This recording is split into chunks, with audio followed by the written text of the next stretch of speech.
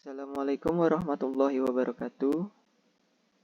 Perkenalkan, nama saya Alif Azhari dengan NIM D10111191044. Pada hari ini akan mempresentasikan proposal saya yang berjudul Perancangan Struktur Bangunan Gedung Supermarket 8 Lantai di Pontianak. Yang terhormat, pembimbing utama saya yaitu Pak Arianto STMT dan pembimbing kedua saya Bapak Muhammad Yusuf STMT IPM. Yang terhormat pula penguji utama saya Bapak Dr. Herwarni STMT dan penguji kedua saya Bapak Insinyur Elvira MT PhD IPM. Pokok pembahasan dalam proposal saya terdiri dari 4 poin, yaitu pendahuluan, tinjauan pustaka, metodologi perhitungan, dan preliminary design.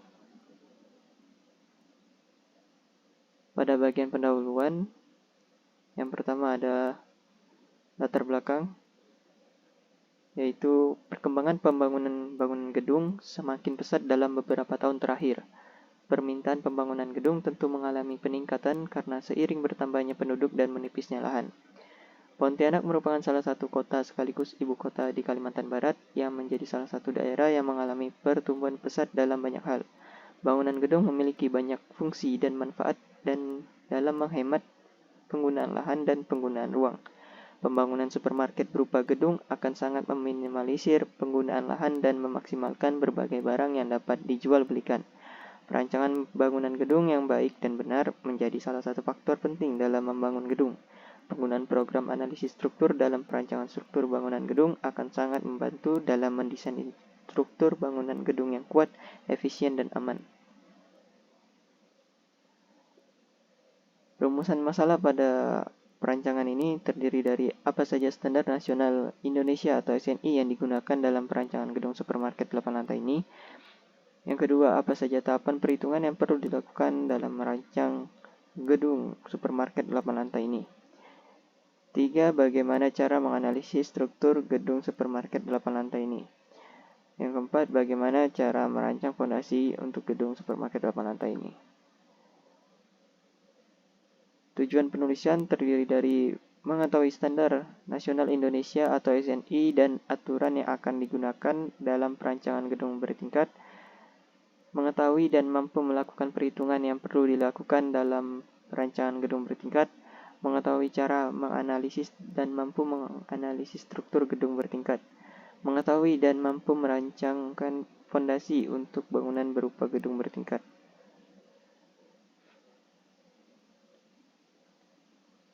Data gedung sendiri terdiri dari struktur bangunan gedung yang menggunakan bangunan beton bertulang, jumlah lantai 8 lantai dan 1 lantai rooftop, panjang bangunan 72 meter, lebar bangunan 32 meter, tinggi antar lantai 5 meter, tinggi bangunan gedung 40 meter dan 1,5 meter pagar rooftop. Spesifikasi material terdiri dari mutu beton sebesar 30 MPa, mutu baja ulir sebesar 420 MPa, dan mutu baja polos 280 MPa. Berikut beberapa gambar denah dari lantai bangunan supermarket yang saya rancang. Terdiri dari denah lantai dasar yang digunakan sebagai area parkir, kemudian denah lantai 1 yang rencananya akan digunakan sebagai area makanan, minuman, dan kebutuhan sehari-hari. Kemudian ada denah lantai 2 sebagai area perabotan rumah, denah lantai 3 sebagai area pakaian pria dan wanita, denah lantai 4 sebagai area pakaian anak-anak dan mainan, denah lantai 5 sebagai area food court, denah lantai 6 sebagai area buku dan ATK, denah lantai 7 sebagai area musola. kemudian dana lantai teratas yaitu lantai rooftop.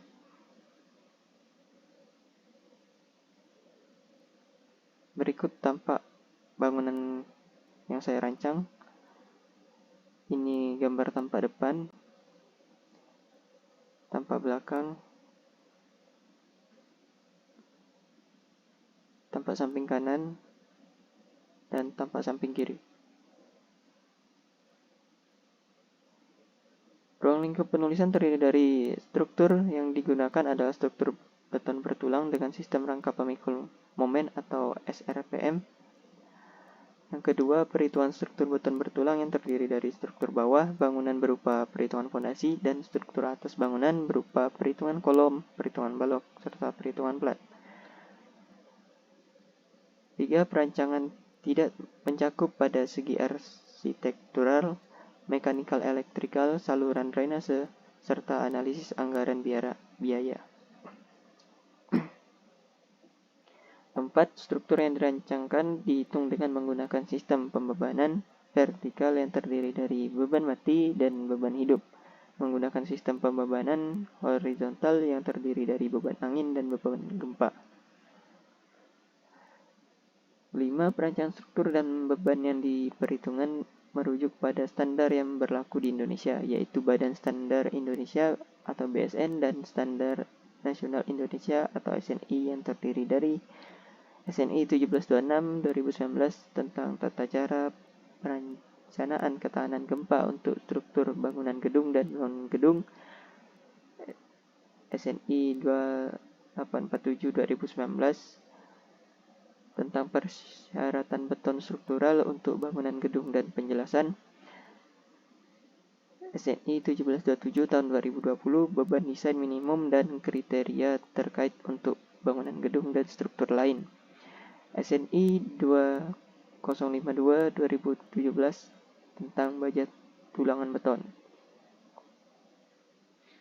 Keenam, perancangan dilakukan dengan membuat gambar arsitektural gedung beserta spesifikasi material yang akan digunakan. 7. Analisis struktur dilakukan menggunakan pemodelan struktur bangunan.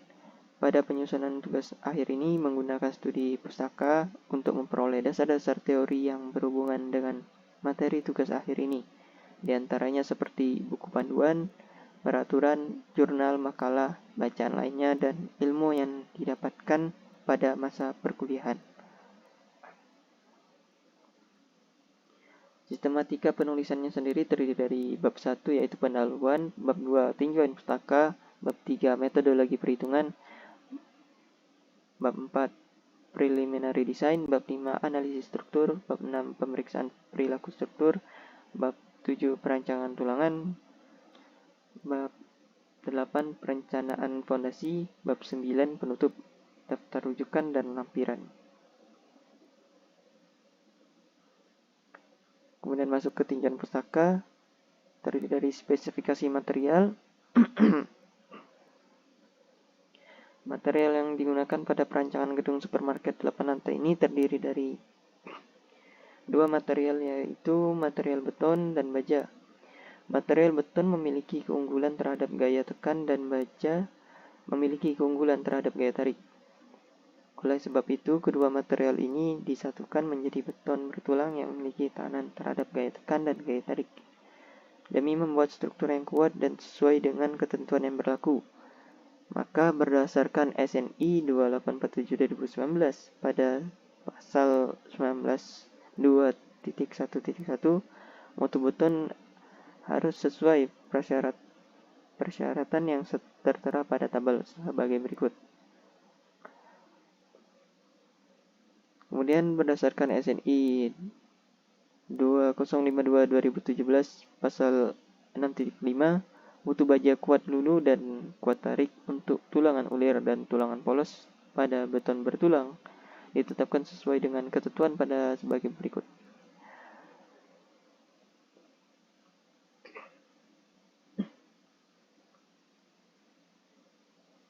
Kemudian pembebanan. Struktur bangunan gedung memiliki beban yang terdiri dari beban mati, beban hidup, beban angin, dan beban gempa. Beban mati adalah beban yang ada pada Bangunan itu sendiri sifatnya tidak berpindah tempat dan terpasang pada bangunan. Berat beban bangunan dan komponen gedung terdapat pada SNI 1727 tahun 2020 pada halaman 280 sampai 284. Sesuai yang akan digunakan dalam perancangan gedung ini sebagai berikut. Terdiri dari material beton bertulang dengan total beban yaitu 24 kN per meter kubik, baja dengan beban berat 78,5 kN per meter kubik, kemudian adukan semen per cm tebal dengan beban berat yaitu 0,21 kN per meter persegi, dinding pasangan batako berlubang tebal dinding 10 cm dengan beban berat 1,20 kN per meter persegi, plafon dan rangka dengan beban berat 0,18 kN per meter persegi, penutup lantai dari keramik dan semen dengan beban berat 0,24 kN per meter persegi. Kemudian mekanikal dan elektrikal dengan beban berat 0,25 kN per meter persegi. Beban hidup adalah beban yang diberikan kepada struktur bangunan yang terjadi ketika suatu objek atau benda yang memiliki berat dapat berpindah tempat dan berada pada suatu bangunan konstruksi. Beban hidup yang digunakan dalam perancangan bangunan gedung dan struktur lain harus merupakan beban maksimum yang diharapkan terjadi akibat penghunian dan penggunaan bangunan gedung. Akan tetapi tidak boleh kurang dari beban hidup merata minimum yang ditetapkan dalam SNI 1727 tahun 2020 pada halaman 26 sampai 29 sebagai berikut.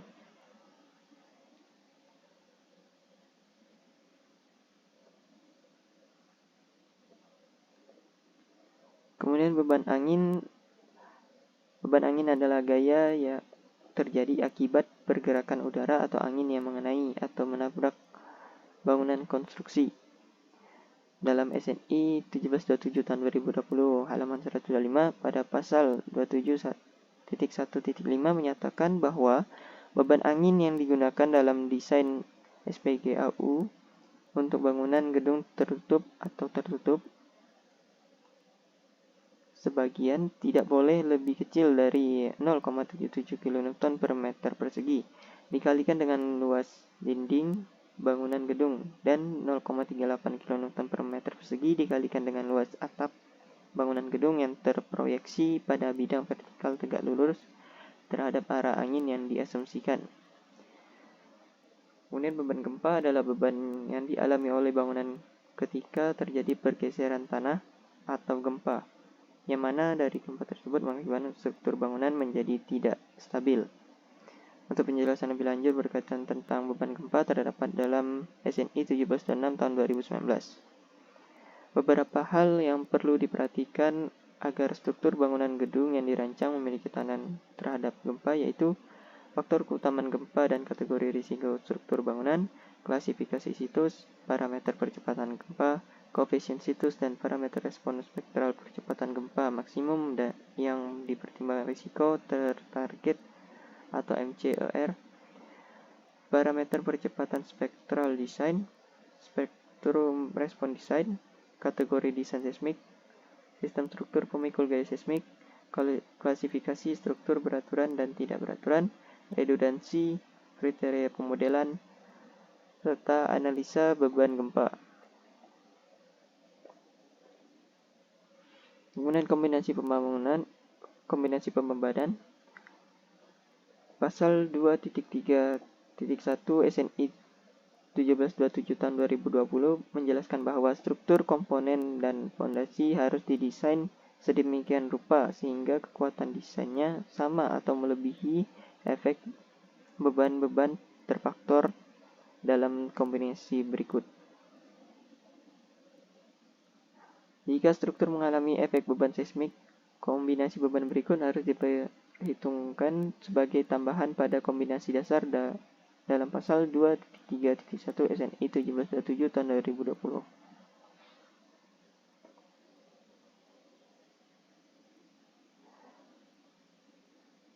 Struktur bangunan gedung memiliki beberapa elemen yang terdiri dari plat, balok, kolom, dan fondasi. Pertama, plat lantai.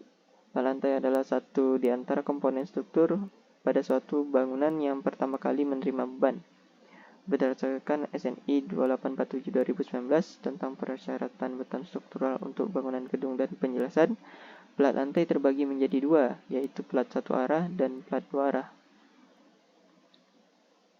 Plat satu arah merupakan plat beton yang didukung dengan dua sisi tumpuan yang arahnya berlawanan dan memiliki rasio antara panjang sisi bentang bersih terpanjang dan panjang bentang bersih terpendek, yaitu lebih besar dari 2. Ketebalan minimum plat solid satu arah non-prategang sebagai berikut. Berlaku untuk beton berat normal dan mutu baja 420 MPa. Untuk mutu baja lebih dari 420 MPa, persamaan pada tabel harus dikalikan dengan 0,4 ditambah mutu baja per 700. Plat dua arah merupakan plat beton yang ditahan pada seluruh sisi tumpuan, memiliki rasio panjang bentang bersih terpanjang dengan panjang bentang bersih terpendek, yaitu kurang dari sama dengan 2. Berikut ketebalan minimum plat dua arah non-prategang tanpa balok interior.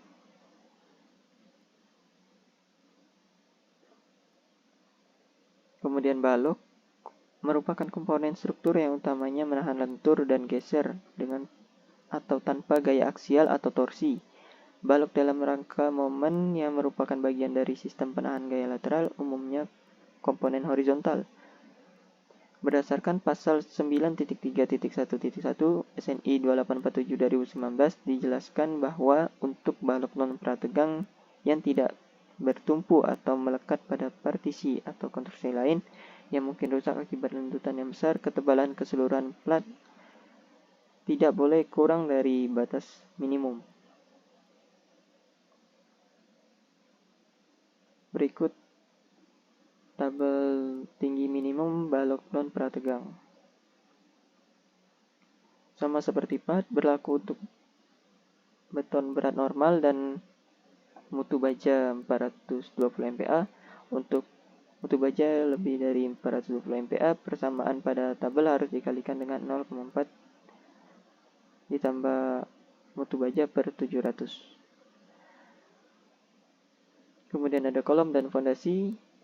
Kolom adalah komponen struktur umumnya vertikal, digunakan untuk memikul beban tekan aksial, tapi dapat juga memikul momen geser atau torsi. Kolom yang digunakan sebagai bagian sistem rangka pemikul gaya lateral menahan kombinasi beban aksial, momen, dan geser. Fondasi merupakan struktur bagian paling bawah dari suatu konstruksi yang mempunyai fungsi untuk menyalurkan beban vertikal di atasnya dan juga beban horizontal ke tanah.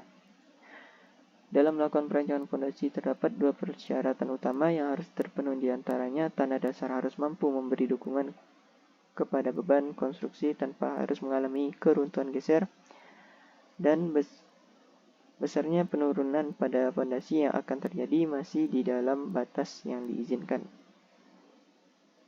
Kemudian masuk ke metodologi perhitungan yang terdiri dari tinjauan umum, preliminary design, analisis struktur, pemeriksaan perilaku struktur, perancangan tulangan, perancangan fondasi. Pada tinjauan umum, tugas akhir ini akan berisikan pembahasan tentang perhitungan struktur beton bertulang pada gedung supermarket 8 lantai di kota Pontianak dengan menggunakan program analisis struktur seperti ETAPS dan metode studi pustaka. Adapun data-data yang digunakan untuk penyusunan tugas akhir ini yaitu data gambar arsitektural gedung, spesifikasi material, dan data tanah. Preliminary design adalah perancangan pendahuluan yang merupakan tahapan awal pada penentuan dimensi struktur untuk plat lantai, balok, dan juga kolom yang dihitung secara manual dan berdasarkan pedoman pada SNI 2847/2019. Analisis struktur merupakan suatu tahapan untuk menentukan beban-beban yang berada pada struktur utama gedung yang terdiri dari beban mati, beban hidup, beban angin, dan beban gempa yang sudah diatur dalam SNI 1727 tahun 2020. Pemeriksaan perilaku struktur dilakukan dengan berdasarkan SNI 1726 tahun 2019. Gaya dalam yang didapat dalam tahap analisis struktur akan digunakan dalam perancangan tulangan untuk setiap elemen struktur dan akan dihitung. Perancangan fondasi sendiri akan dilakukan dengan menggunakan pemilihan jenis fondasi yang sesuai dengan kondisi tanah dan memperhitungkan gaya aksial yang bekerja.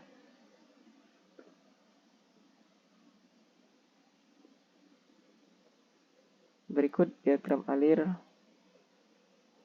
perancangan gedung supermarket 8 lantai. Terdiri dari perencanaan data, preliminary design, pemodelan struktur,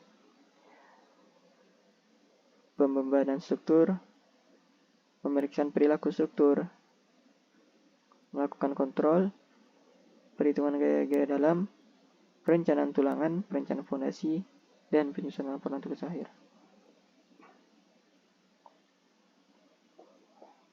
Kemudian masuk ke preliminary design, yaitu pemodelan awal ya dimensi balok. Berikut hasil pemodelan awal dimensi balok.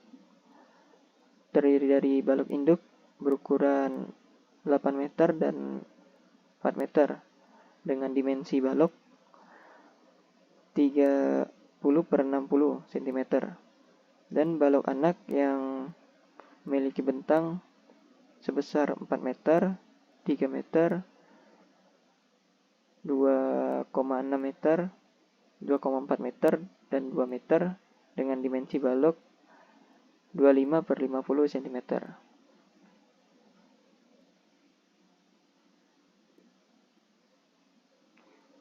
Kemudian pemodelan awal dimensi plat lantai melakukan rasio antara bentang terpanjang dan bentang terpendek dengan hasil 1 kurang dari sama dengan 2. Maka plat termasuk ke plat 2 arah. Pada perhitungan selanjutnya diberi asumsi bahwa tebal plat lantai adalah 100 mm.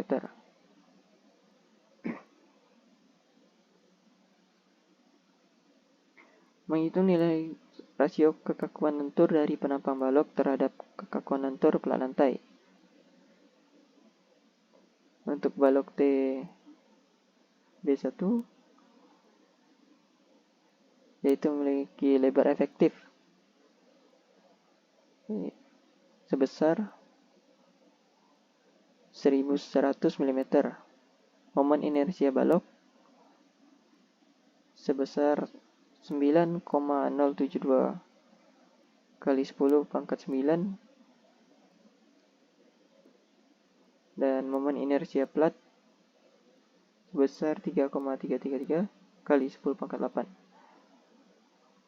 Rasio kekakuan lentur penampang balok terhadap kekakuan lentur plat sebesar 27,215. Dan untuk balok TB2 yaitu dengan lebar efektif 1050 mm, momen inersia balok sebesar 4,804 kali 10 pangkat 9, momen inersia plat sebesar 3,333 kali 10 pangkat 8, rasio kekakuan lentur penampang balok terhadap kekakuan lentur plat sebesar 14,413.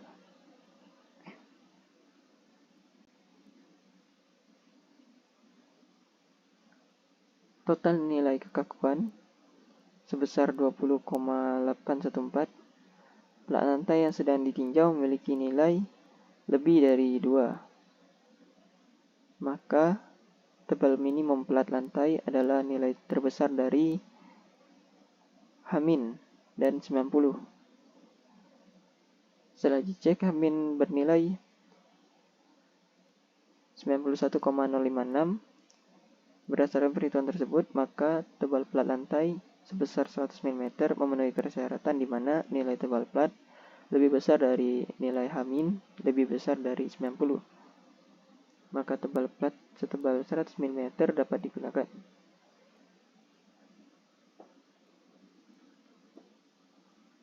Berikut pemodelan awal dimensi kolom.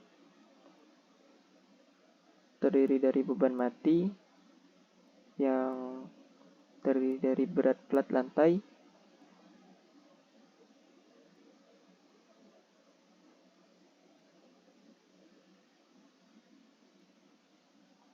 sebesar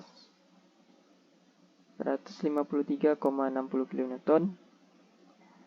Berat penutup lantai berupa adukan semen 3 cm sebesar 40,32 kN. Berat penutup lantai berupa adukan semen 3 cm dan keramik 1 cm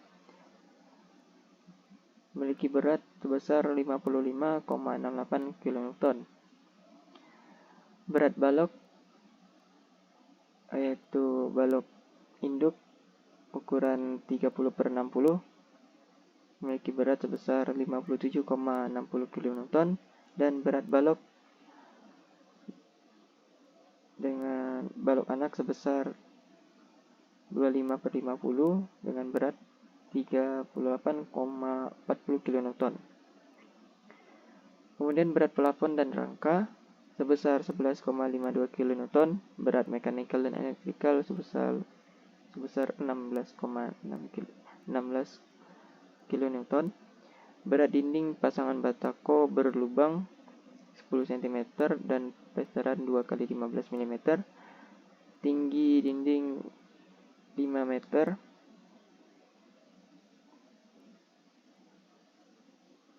dengan berat sebesar 73,20 kN, tinggi 4,9 meter dengan berat 71,74 kN.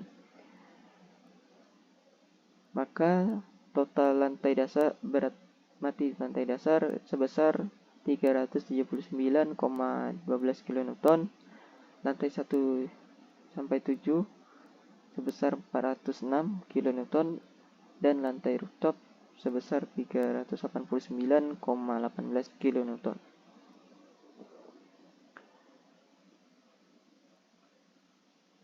Kemudian ada beban hidup. Beban hidup untuk tempat parkir lantai dasar sebesar 122,88 kN.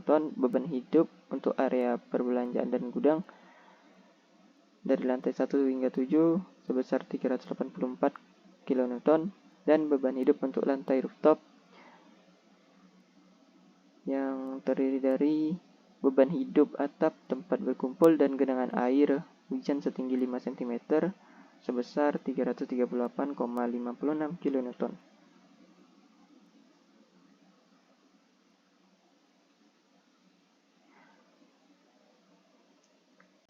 Perhitungan nilai beban ultimate pada setiap lantai digunakan kombinasi pembebanan yaitu PU sama dengan 1,2 beban mati ditambah 1,6 beban hidup yang disajikan pada tabel di bawah ini. Kolom dirancangkan dengan diameter 900 mm,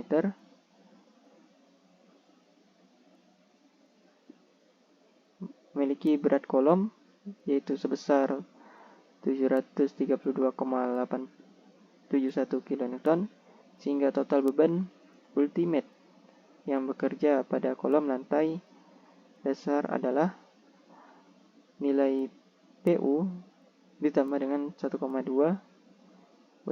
berat kolom, memiliki nilai sebesar 10.250,904 kN. Kekuatan desain kolom harus dapat memenuhi satu di antara persyaratan, yaitu faktor Pn lebih besar dari PU. Kekuatan tekan aksial nominal Pn tidak boleh melebihi PN max sesuai tabel D.25, di mana untuk komponen non prategang dengan tulangan transversal berupa sengkang persegi, nilai PN max-nya adalah 0,85 PO. Sehingga luas penampang kolom yang diperlukan adalah 895,703 mm. Karena S rencana lebih besar daripada S perlu, maka dimensi kolom dimensi 900 mm kali 900 mm dapat digunakan.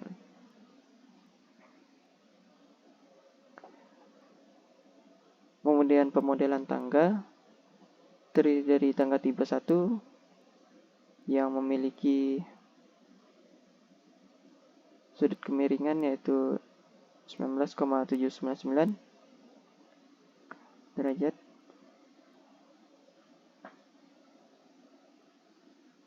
Memiliki tebal plat tangga dan bordes yaitu 600 mm.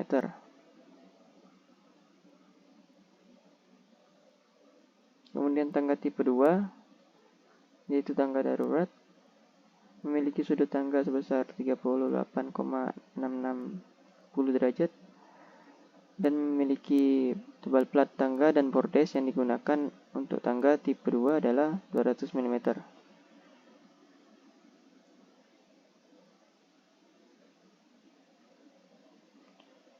Berikut gambar detail tangga pada perancangan gedung supermarket 8 lantai. Ada detail tangga utama yaitu tangga tipe 1 dan detail tangga darurat tangga tipe 2. Kemudian pemodelan elevator pengunjung. Berikut data-data yang digunakan. Waktu perjalanan bolak-balik lift mendapat nilai 97,13 detik dengan beban puncak lift yaitu 154 orang. Jumlah lift yang diperlukan adalah 2,37. Di sini saya mengambil 2 buah. Berikut spesifikasi elevator dari Raidindo Mitra Engineering. Kemudian pemodelan elevator pengunjung ini ada detail elevatornya dan detail balok perletakan dan pengatrol. Kemudian pemodelan elevator barang. Berikut data-data yang digunakan. Memiliki waktu perjalanan bolak-balik lift sebesar 466,50 detik. Kemudian beban puncak lift 41 orang. Dan jumlah lift yaitu 0,98 yang dibutuhkan. Saya mengambil 2 buah agar mempercepat pekerjaan. Berikut spesifikasi elevator dari Raidindo Mitra Engineering. Berikut gambar detail elevator barangnya dan detail balok perletakan dan pengatrol. Kemudian masuk ke pemodelan eskalator. Berikut spesifikasi eskalator dari Otis. Memiliki panjang eskalator yaitu 12,492 meter. Beban penahan atas eskalator sebesar 68,960 kN dan beban penahan atas eskalator sebesar 64,260 kN.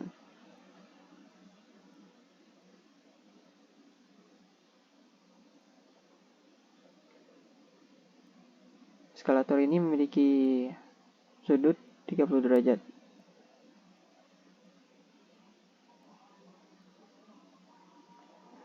Kemudian ini detail eskalator tipe 30 derajat. Dan ini tampak depan.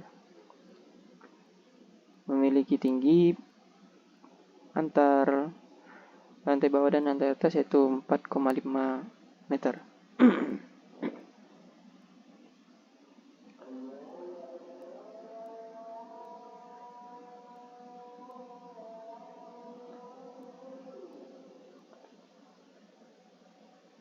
Kemudian ada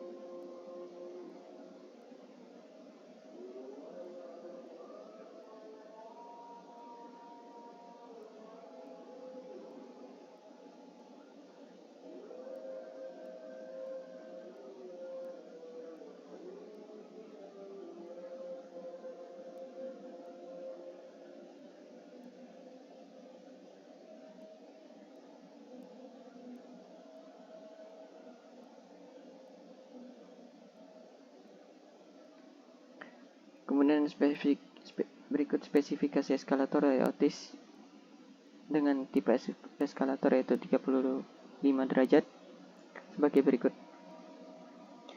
Memiliki panjang eskalator sebesar 11,933 meter. Memiliki beban penahan atas eskalator sebesar 67,978 kN. Beban penahan bawah sebesar 63,278 kN. Kemudian berikut detail eskalator tipe 35 derajat. Memiliki tinggi antara lantai bawah dan lantai atas yaitu 5 meter. Dan tampak depan sebagai berikut.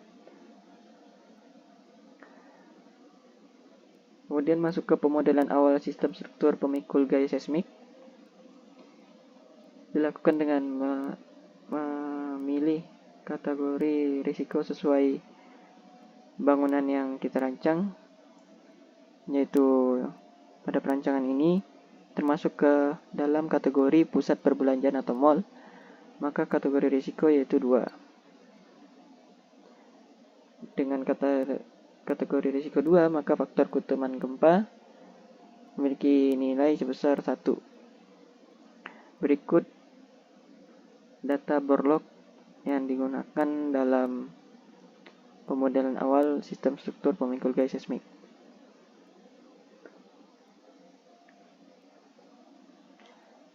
Dengan nilai SPT yang didapat pada data Borlaug, maka Dapatkanlah nilai tahanan penetrasi standar lapangan rata-rata sebesar 5,88.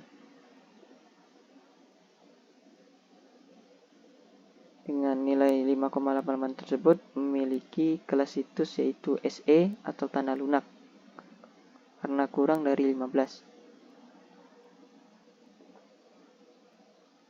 Kemudian berikut peta parameter respons spektral percepatan gempa periode pendek dan periode 1 detik. Dan berikut diagram spektrum respon desain dari PUPR.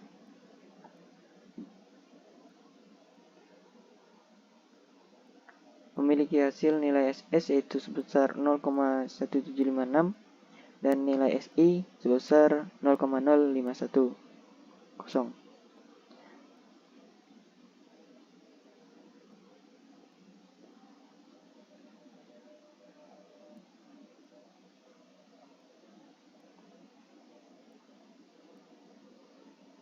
Kemudian untuk nilai faktor parameter respons spektral percepatan gempa maksimum yang dipertimbangkan pada periode pendek dan periode 1 detik memiliki nilai faktor sebesar 2,4 untuk periode pendek dan memiliki nilai sebesar 4,2 untuk periode 1 detik.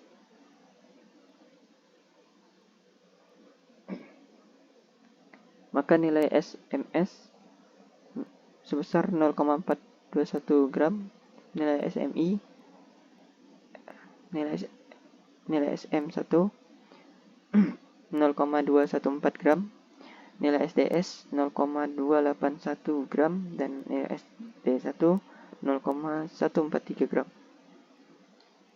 Dengan nilai T0, TS, dan TL sebagai berikut. Nilai TL sendiri diambil dari peta SNI.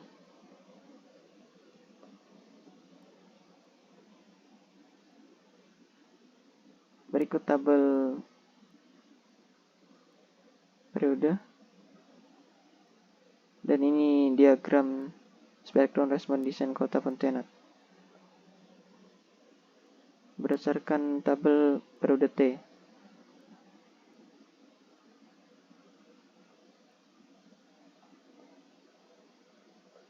Berdasarkan hasil nilai SDS dan nilai SD1, maka kategori risiko masuk ke kategori B dan C. Pada perancangan ini diambil kategori risiko C. Kemudian sistem pemikul gaya seismik yaitu rangka beton bertulang pemikul momen menengah.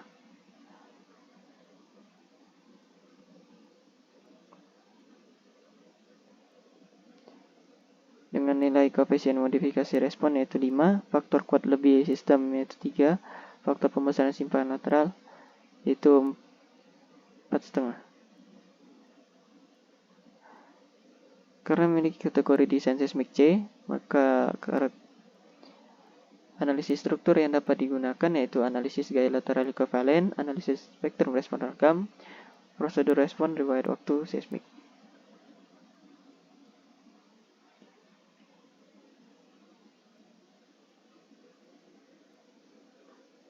Kemudian saya melakukan pengecekan ketidakberaturan pada gedung perancangan saya menggunakan pemodelan pada pemrograman analisis struktur. Sini saya menggunakan ETABS. Kenapa ketidakberaturan ini dilakukan di awal? Karena untuk melihat apakah pemodelan pada perancangan yang saya buat bisa menggunakan analisis apa saja.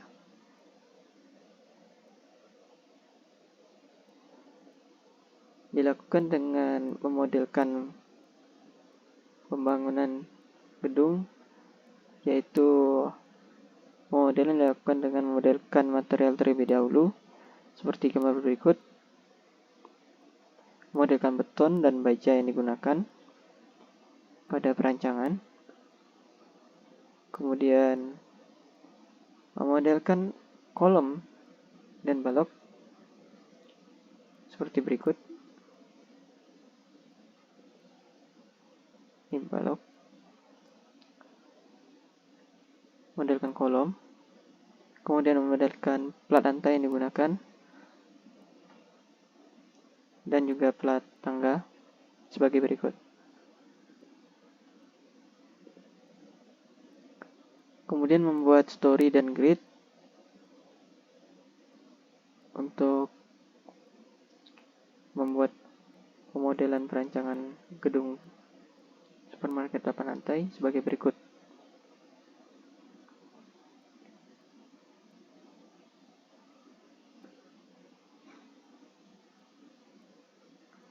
Setelah jadi pemodelan yang sesuai dengan perancangan, maka dilanjutkan ke pembebanan yang dilakukan.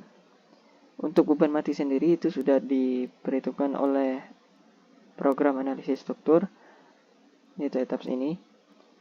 Maka kita hanya akan memasukkan beban gempa yang kita miliki dan yang sudah kita dapat dari perhitungan sebelumnya. Kita masukkan ke respon spektrum data-data yang telah kita dapat sebagai berikut. Kemudian memasukkan data beban gempa yang kita dapat sebagai beban statik. Karena nilai statik ini nanti akan diperlukan sebagai berikut. Kemudian pemodelan awal perencanaan beban. Masuk ke load case, yaitu membuat spektrum untuk arah X dan spektrum untuk arah Y. Beban gempa sebagai berikut. Untuk nilai skala faktor sendiri itu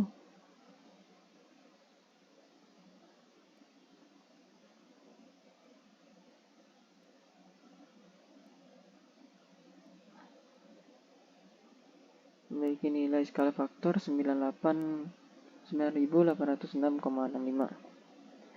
Kemudian untuk massa measures memiliki nilai beban mati yaitu 1 dan 0,25 sesuai pada peraturan DSNI. Setelah semua itu selesai, dilanjutkan dengan pemodelan fondasi yaitu sebagai sendi jepit, sebagai tumpuan jepit. Kemudian merigid pemodelan dengan nilai sebesar 1. Kemudian mendiafragma pemodelan sebagai berikut.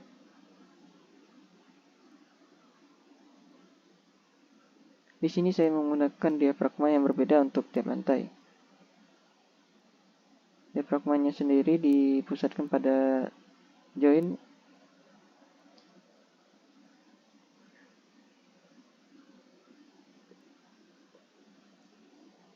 kemudian melakukan automesh pada balok dan kolom dan melakukan automesh pada plat sebagai berikut.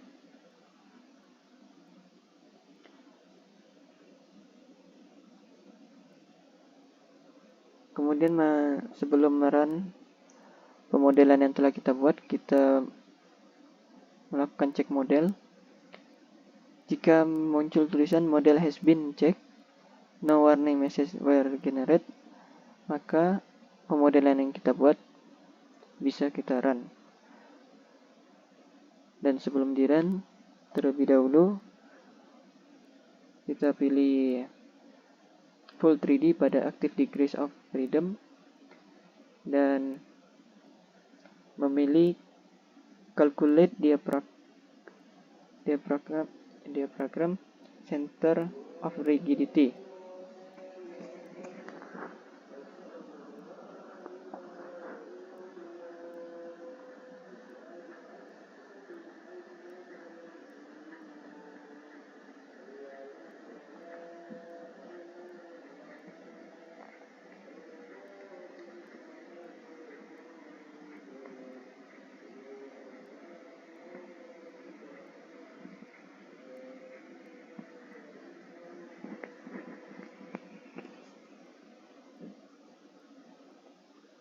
Setelah itu bisa di run now.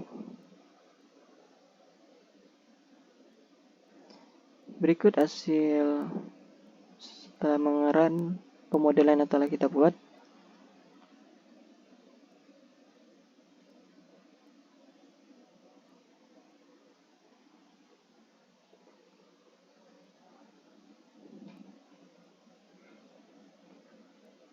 Kita masuk ke pengecekan nilai V statik dan V dinamik. Sebelum mengecek ketidakberaturan, kita perlu mengecek nilai V statik dan dinamik apakah nilai V statik lebih besar atau tidak dari V dinamik. Jika nilai V statik lebih besar daripada V dinamik, maka nilai faktor skala yang di awal pada pemodelan kita perlu diubah, yaitu dengan mengalihkannya dengan nilai rasio antara nilai V statik dan V dinamik. Setelah didapat nilai perbandingan antara V statik dan dinamik, maka dikalikan dengan faktor skala sebagai berikut.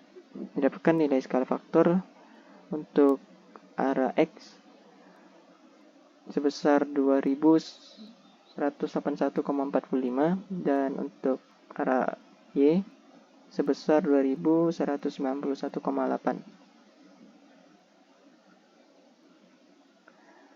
Kemudian dicek kembali, didapatkan hasil nilai V statik kurang dari nilai V dinamik. Maka beban gempa yang telah kita masukkan bisa digunakan untuk mengecek ketidakberaturan. Berikut ketidakberaturan yang harus dilakukan. Karena kita memiliki kategori desain seismik C, maka yang perlu dilakukan adalah dicek adalah ketidakberaturan 1A, 1B, 4, dan 5. Ketidakberaturan 1A terjadi ketika nilai simpangan antar lantai yaitu sebesar 1,2 kali dan 1,4 untuk ketidakberaturan 1B.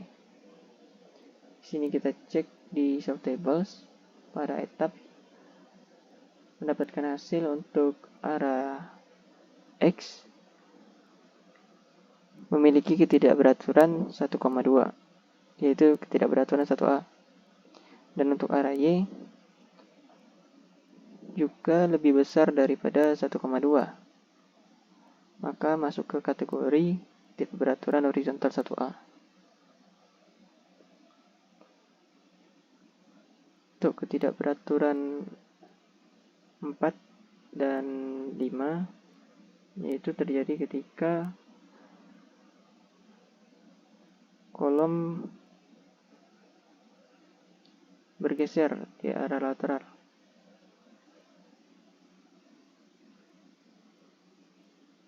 Berikut bisa dilihat bahwa kolom yang saya modelkan pada perancangan ini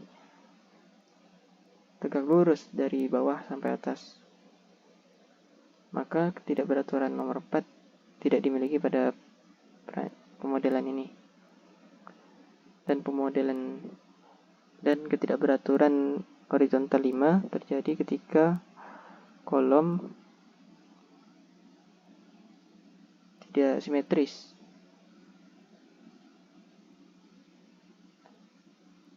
sini bisa kita lihat bahwa kolom yang kita miliki itu menerus dari lantai bawah hingga lantai atas dan tidak ada yang tidak simetris.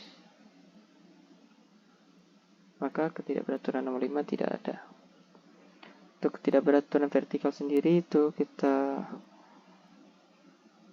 hanya melakukan yang ketidakberaturan nomor 4 dan ketidakberaturan nomor 5B.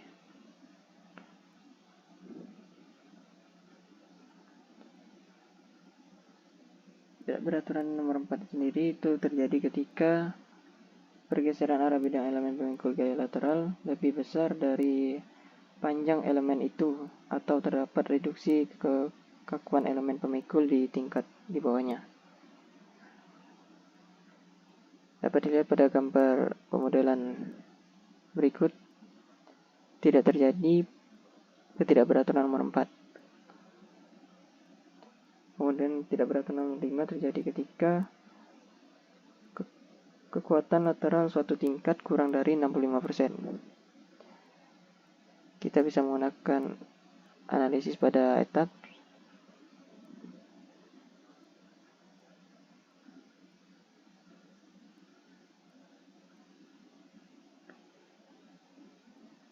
Dapat dilihat bahwa kekuatan antar lantai itu lebih besar dari 65% lantai di atasnya. Maka ketidakberaturan vertikal 5B tidak ada.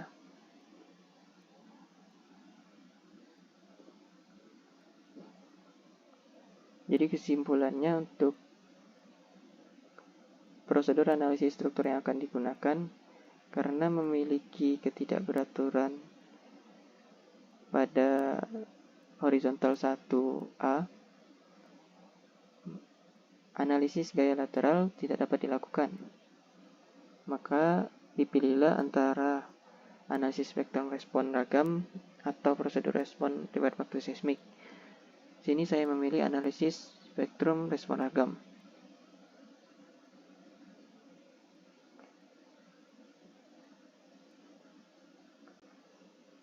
Terima kasih atas perhatiannya. Maaf jika ada kesalahan dalam berkata dan mengucap. Saya akhiri presentasi proposal saya. Assalamualaikum warahmatullahi wabarakatuh.